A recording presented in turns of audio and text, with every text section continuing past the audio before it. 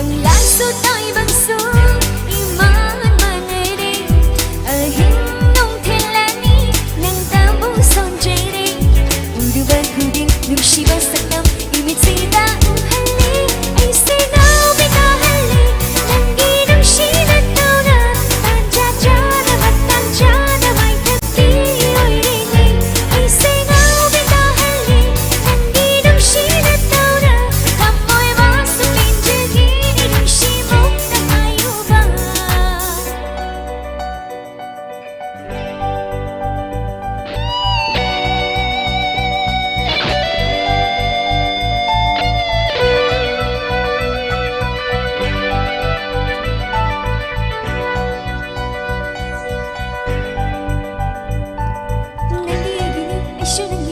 Shiki humaya na bayawani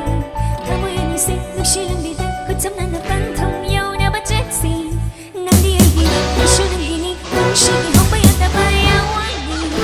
kamoy ni se nagsilang bida kutsam na napantong yaw na bajetsi kanagi suy halon ng tagini pom na magsing ng tanalitiyo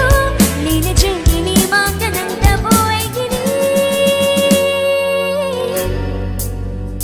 ay sengaw binahali nangi nushina tauna tanjajana matanjana may tapi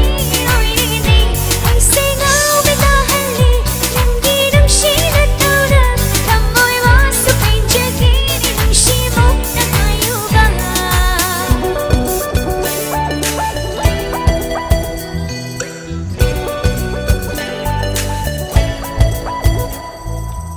Thank you. Last summer ko namjige ani pun ba isayo jige